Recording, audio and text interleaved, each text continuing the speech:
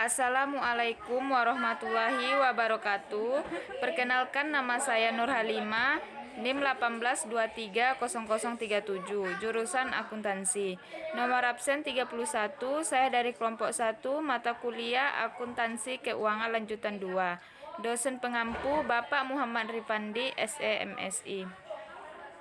Baiklah, makalah saya yang berjudul Mega Merger Bank Syariah BUMN Bank Baru Strategi Baru. Latar belakang: memasuki era perdagangan bebas, persaingan usaha di antara perusahaan semakin ketat.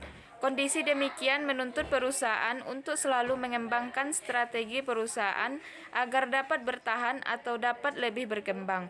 Untuk itu, perusahaan perlu mengembangkan suatu strategi yang tepat agar perusahaan bisa mempertahankan eksistensinya dan memperbaiki kinerjanya.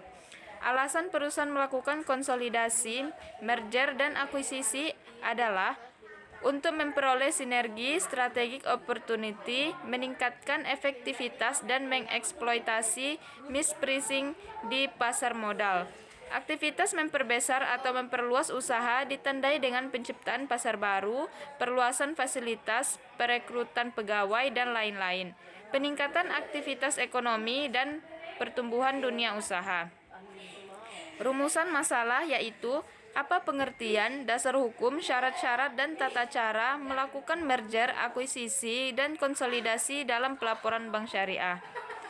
Baiklah, konsolidasi. Konsolidasi yaitu penggabungan dari dua perusahaan atau lebih dengan cara mendirikan perusahaan baru dan membubarkan perusahaan tersebut tanpa melikuidasi terlebih dahulu. Tata cara konsolidasi yaitu: yang pertama, menyusun usulan rencana konsolidasi; kedua, menyusun rancangan konsolidasi dan konsep akta konsolidasi; ketiga, pengumuman ringkasan rancangan konsolidasi; yang keempat, rapat anggota masing-masing bank; kelima, pembuatan akta konsolidasi di hadapan notaris. Selanjutnya, akuisisi. Akuisisi merupakan pengambil alihan kepemilikan suatu perusahaan yang berakibat beralihnya pengendalian terhadap perusahaan. Berbeda dengan merger, pada kasus akuisisi ini tidak ada perusahaan yang melebur ke perusahaan lainnya. Jadi, setelah terjadi akuisisi, kedua perusahaan masih tetap eksis, hanya kepemilikannya yang telah berubah.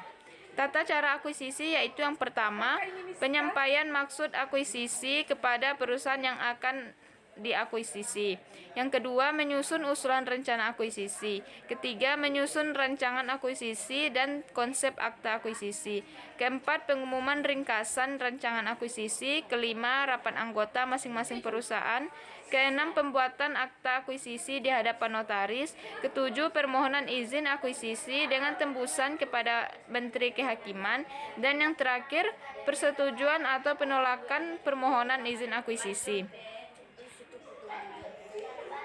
Selanjutnya, merger. Merger adalah penggabungan dari dua perusahaan atau lebih dengan cara tetap mempertahankan berdirinya salah satu dari perusahaan dan membubarkan perusahaan lainnya tanpa melikuidasi terlebih dahulu.